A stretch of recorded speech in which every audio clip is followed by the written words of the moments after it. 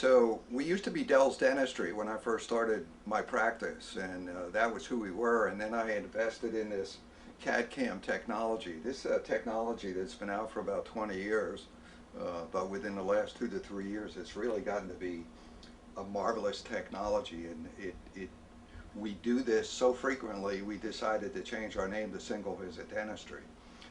Actually, there's only 10,000 of these machines in the whole United States, even though there's 140,000 dentists, but only 10,000 have invested in this technology.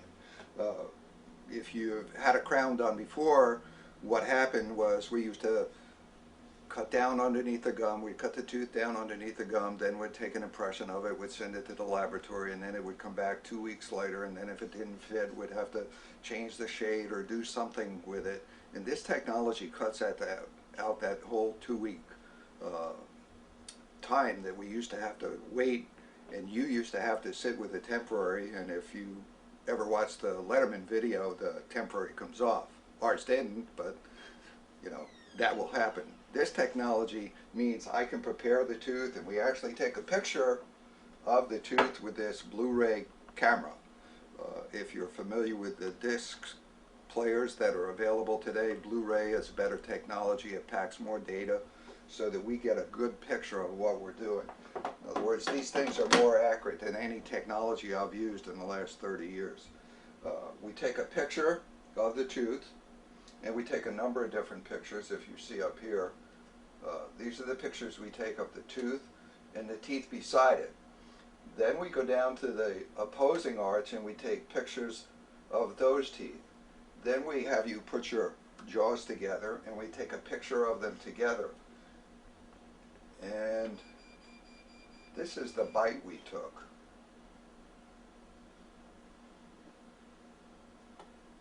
And we're going to put that model together, which it just went together. Now we're going to take the opposing arch that we took the pictures of,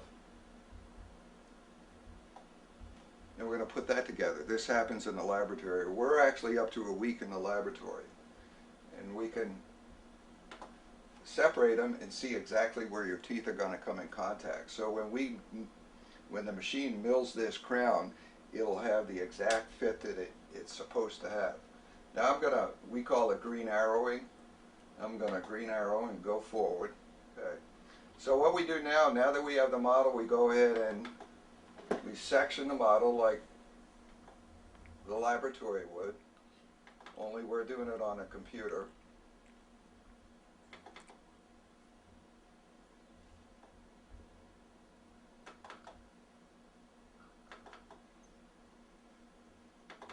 We'll bring back up the tooth that we're going to work on.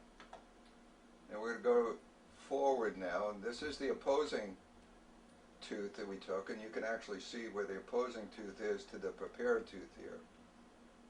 Alright, now let's look at the tooth really kind of up close and personal.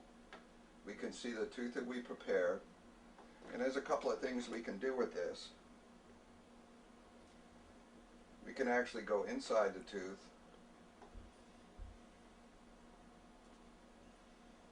And see it from the inside. You can't do this with a stone model. Now what I'm going to do is I'm going to put the margin on the tooth.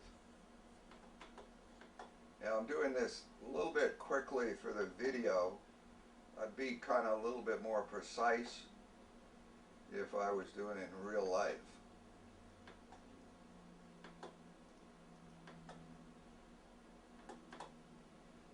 Okay, and there's our tooth, and there's our margin. The margin of the tooth is where the crown is going to fit tightly down onto the tooth.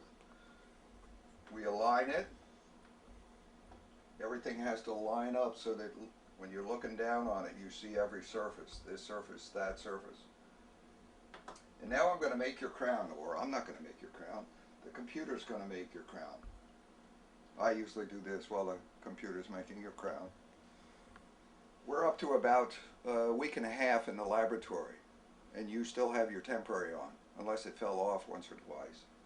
So this is a process that's going on right in the office. You're sitting here watching it. You're watching your crown being made. You know exactly what happens.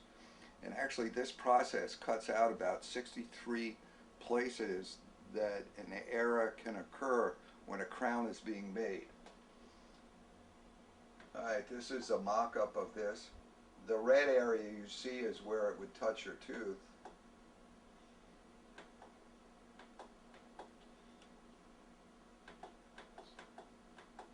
So I can lower that. Then I can put some lines on it to see whether I want to change anything. Actually, I want to change that. I'm going to move the tooth out. I'm going to raise it a little bit. I'm going to move it back. You can see it's a little bit overhung there. Kind of gives you an idea of what's possible here. I can make it bigger. I can make it smaller. I can raise it. And I can lower it. I can look at the top of the tooth. This is the biting surface of the tooth, and I can tell how thick it is right down here. So I want to raise that a little bit. I'm doing this more so that you can get an idea of what I'm doing when I'm actually making your crown. You can see it's a little high here, but we're going to go on and we're going to set the tooth up to be processed in the milling machine. I would probably take a little bit more time on this if I wasn't doing this for a video. That's the way the milling machine is going to mill out the tooth. So it'll look exactly like that. And I can, this is the sprue here, and I can actually change this and move it over to here. And now we're going to mill it.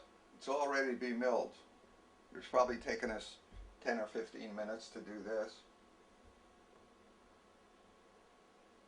And the machine even tells us what kind of block to use. So we want to use this is a Trilix Forte block. These are the blocks that we use. And they're actually multicolored blocks. They have 3 different shades in them, which a tooth naturally would have.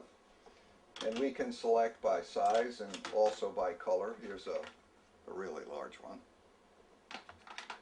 And we also use these blue blocks, which are twice as hard as anything. We use these on implants. And we have to put these in an oven to actually change them into the color of the tooth. So we're going to go ahead and mill this now.